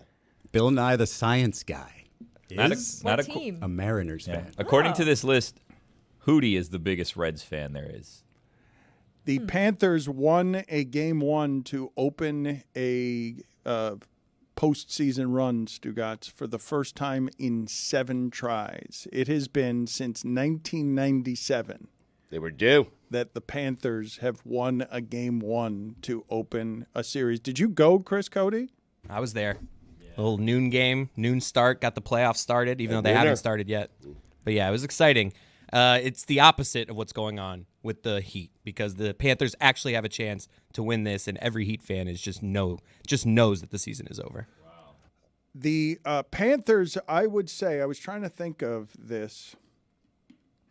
Obviously, the LeBron, Wade, and Bosch team was the team that entered any postseason as feeling most championship worthy. But because this Panthers team is better than any that there has been and better at the playoff style of hockey that any there has been, I believe that this is one of the most championship-worthy teams that South Florida has ever sent into a postseason. The problem is that not only is this sport super random in the playoffs, and not only can you lose to any hot goaltender, there are about 6 teams in the league just as good as they are. Right. And so it makes it sort of it's difficult. This season will not be a success if it doesn't go as far as last season does. But they will not feel like what it is that I'm saying unless they do that, Stugotz, because I really do believe this is as championship worthy as something I have seen headed into the postseason that isn't, LeBron, Wade, and Bosch, which were always going to feel like that. They are worthy. They are good enough. They're talented enough. But the hockey playoffs, as you know, is so random. And sometimes a hot goalie will get the better of a better team. But the Panthers are good, Dan, but so are the Bruins, and so are the Rangers, and so are the Carolina Hurricanes, and there's a ton of good teams just in the Eastern Conference, and that's before they get out west, where there are some better teams playing out west. But this has never happened before for the Panthers fan base, where they could feel like this headed into the postseason. And in fact, Stugotz, the last time it felt like this was on the buoyant false hope, because their offense was so good during the regular season, that Huberdeau and the rest, because it was the best offense we've seen in the sport, would be able to do something in the postseason. And then they ran into these uniforms, not this team, but this Lightning uniforms, and they were immediately swept, immediately strangled, immediately suffocated in a way that everything that they were good at was no longer something that could be recreatable in the playoffs. Well, as Billy would know, lifelong Panthers fan, as am I. Ice Cats. And If you actually watch the broadcast, you would feel so proud as a Panthers fan because they talk about Panthers hockey, like they have an identity, and they even the people who talk about it in a way that it is the best way to play hockey. And then when you watch and you can tell the difference between the way the Panthers play in the neutral zone, between the way the Panthers play when they're on the special teams, we're not on the power play. What's the opposite when you're shorthanded? Power kill. When you're killing, when you're duh. they play entirely differently, and they have this physicality about them. And then yes, they happen to score goals as well, but that's not the fun part. The fun part is watching them play physically, watching them sort of strangle the other team. And when you hear the announcers talk about it, it's like Mike says, you feel like you're one of the original 7. They stepped up their pregame hype video too. They have new speakers now. They've invested money because for years I New crushed. speakers, huh? You couldn't hear any time anyone was talking in the arena. Right. It was just terrible. So they've stepped that up. I had 3 Goosies in one hype video. Wow. But from a fan standpoint, it's nearly impossible, as good as your hockey team is or your baseball team, those two sports in particular, to feel like, okay, we were good in the regular season, we're definitely going on a run, we're going to win the Stanley Cup. Just because of the randomness of the postseason in those two sports. Your football team, fine. Your basketball team, fine. Never in hockey. You don't say, hey, our team was so good in the regular season, we're going to run right through the playoffs and win a Stanley Cup. It doesn't work that way. Doesn't work that way in football either.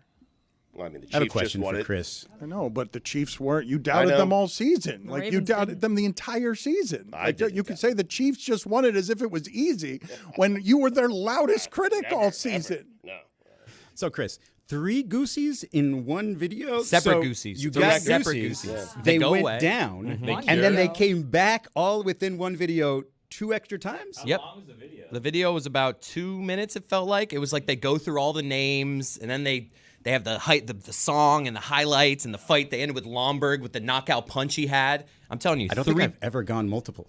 No, You never had 3 good Goosies? goosebumps last. Yeah. Nah, they come and go. Goosies come, and they're gone within 5 seconds. Who's You the feel most it, you're like, ooh, famous Goosies. Rays fan? Is it also you, Dan? It's Dick Vitale. Dickie V, yeah. Hulk Hogan, no? No, Dickie V, when he's going out to his 4:30 dinner reservations and you catch him on the street, he's there ranting and raving about the Rays, whether you want to hear it or not. By the way, R.I.P. to the Schwab. Ah, yes. Transition. Go Sad sit in the day. penalty box. Billy, go sit in the penalty 2 minutes box. for RIP? He's purposely being just maximum dick for the first 2 hours of the He show just today. said for morning? 2 minutes, morning. He has been on one today. I mean, just not helping at just all. unpleasant, like just deeply unpleasant. He can't find his hat. Just eating breakfast in the middle of things. I mean, his baseball team is lousy. They won 2 in a row. Dano. They won 2 in a No, row, they didn't. Marlins. I think one of the easy analyses of this hockey series, it is an oversimplification, but if the Panthers are playing 5-on-5, they're better than the Lightning. And if the Lightning are great on the power play, so it's the only way they can win the series is to just make sure that they get a ton of penalties. But Chris Cody's saying that their pregame is a lot better and he's got goosies. 3. Given that it used to be as a pregame, him and Roy leading people out of the locker room, it would be hard for it to be worse than that.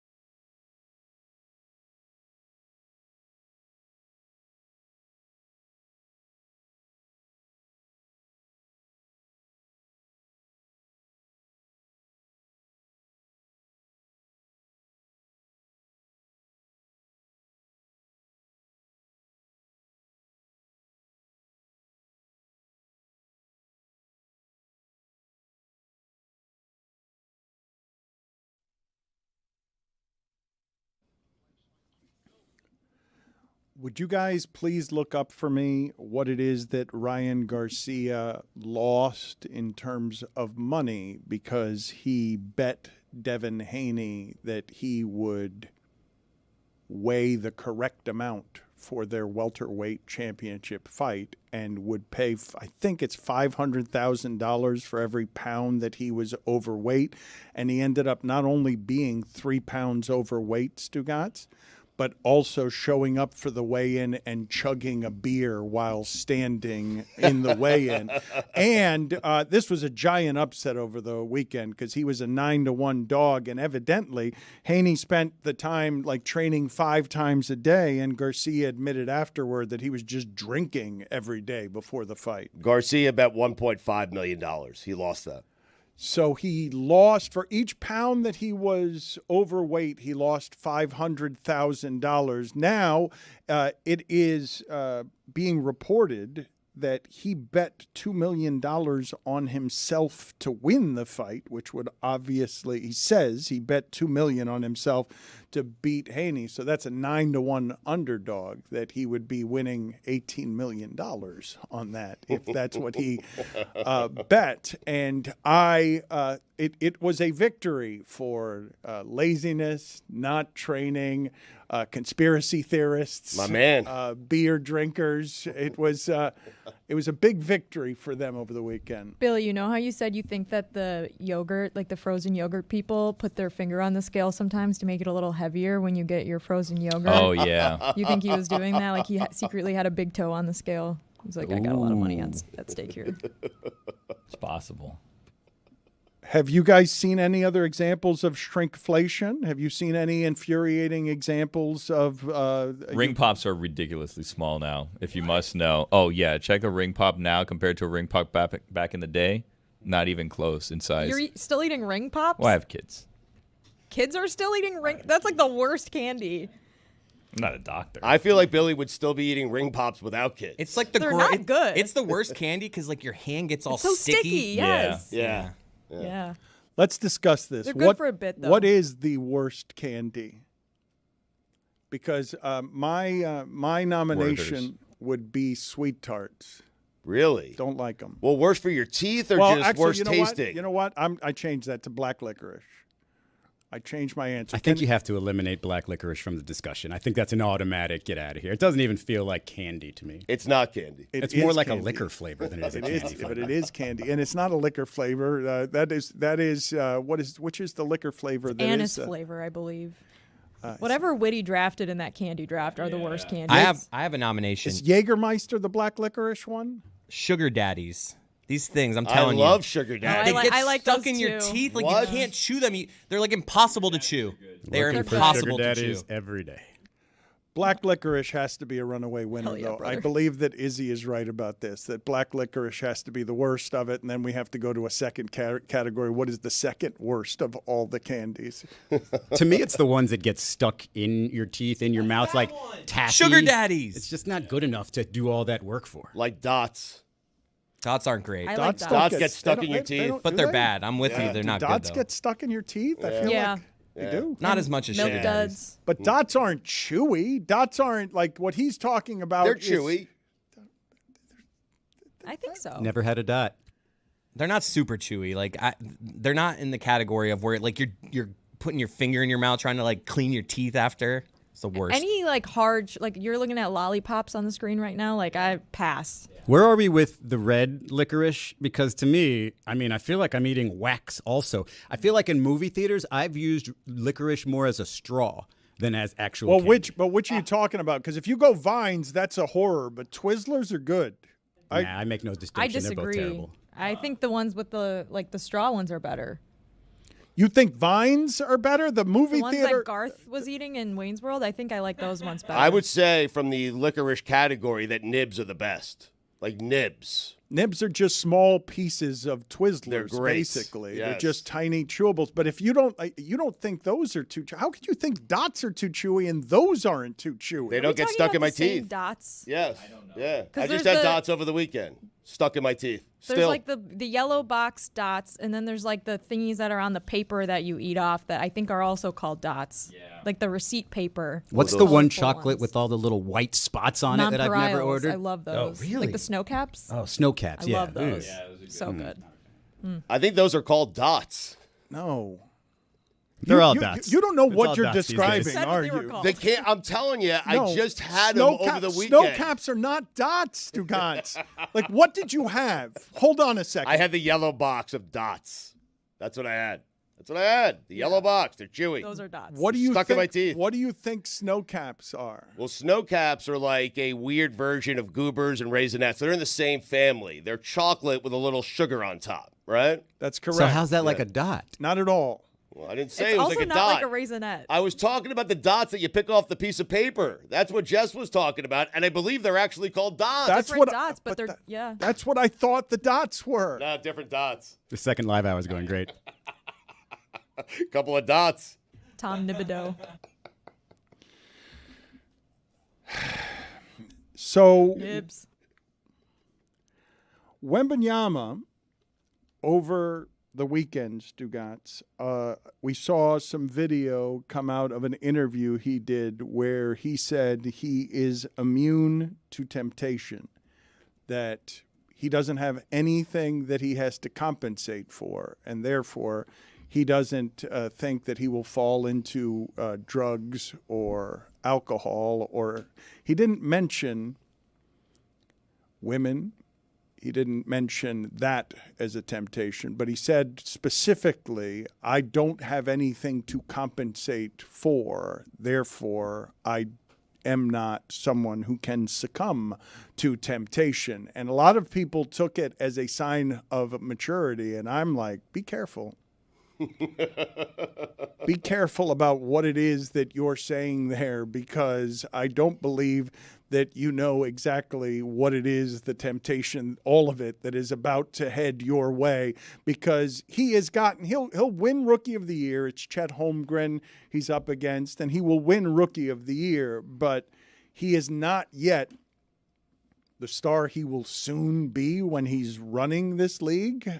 He's been someone, Stugotz, who has gotten used to, obviously, since he's from a young age, he's comfortable in his own skin, and usually when you are that kind of size as a young person, it will screw with your confidence, because I've told you before, Kevin Durant used to pray to be shorter because you just don't want to stand out so much as a kid.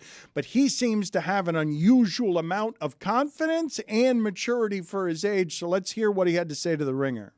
I just feel like I'm immune to like the things people try to tell me, oh, pay attention to this, or watch out, all the bad things like, distractions. Distractions, exactly, like partying, like alcohol, drugs, whatever, like. Why would I ever do that? You're just so focused on what it is that you desire. Yeah. And also, I don't have nothing to compensate for, because I choose to face all the like trauma, not really trauma, because I've had a good childhood, but like all the things that we have inside of us. Well, he's clearly never hung out with James Harden, because that time is coming where he will have temptations placed in front of him. But I do think of a comparison, and it happens to be a guy that he talks about he wants to play like. Kevin Durant. Have you seen him sort of fall for any sort of temptations? Has he gotten into anything with alcohol, drugs, women? No. And he's made a whole career out of it and stayed out of trouble, other than, little burner account and all that stuff on social media. But I think he is the model right now for Wemby, and it's a pretty good one.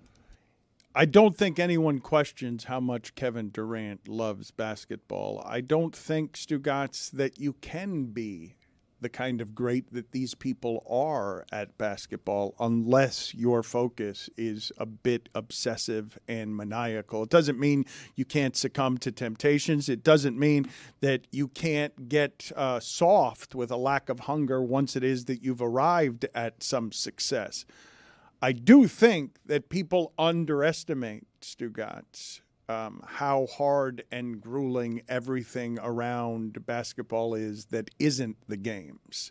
Right. The arriving at 5 o'clock in the morning in a city because your flight's delayed, and just having your life turned upside down because every day you have to be in a ballroom on, to do a walkthrough on a road city because they just basically don't want you sleeping in after being out late all night. So they have the walkthrough in the morning just to make sure that their players have some sort of discipline that they have to answer to, even if they don't need what's given out in the walkthrough. It's an easy thing for him to say now. We'll see how it goes the remainder of his career. I think what you and Izzy are saying is he hasn't seen real temptation yet. I don't think it's an easy, but I don't think it's an easy thing to say. I don't see a lot of people saying that. What's he going to say? I'm immune to temptation. He doesn't have to wait say. Until I win and temptation comes my way and I'm all in. It's not always there right in front of you. Like, you have to go seek the good times, right? I'm not saying that Shaquille O'Neal turned Dwayne Wade into a party animal,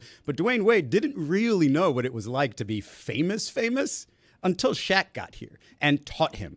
And so I think with your Victor, there's a little bit of naivete there that maybe at some point you're just going to start feeling yourself and say, hey, there's no way I can get in trouble. I'll just go do a little something over here. But that approach is exactly what you want to hear. He can't be perfect. He's got to have something. Come on, what's he hiding? He's probably on his phone like 10 hours a day. Come on. I mean, all these young kids these days, they don't drink. It's like, Right. shut up. You're on your phone all day. You don't have time to drink. I'm just saying he can't be perfect. There's got to be something wrong with him. Let's find it. You're addicted. I don't want to do that. There's plenty of time for that. Try to avoid that particular temptation. It's one the media often has. Finding bad things. Yeah, I mean, just- it's just, yes, if you're going to that's it. tell me how perfect you are, I'm going to do a little digging. It is aggressive to say immune to temptation. San Antonio is not going to offer that much in the way of temptation. It will help. I don't think you've heard of a lot of star players in San Antonio getting in any kind of trouble. Nope. Duncan, Robinson. I mean, one's an admiral. Why do you think that is, Dan? It's pretty boring. One of my the father's favorite vacation places, though. So strangely. How's that river? I've heard they have a cool river. That's all they have. I love a good boring vacation. Candy buttons. That's what it was. I knew you had it wrong. I knew you had it wrong.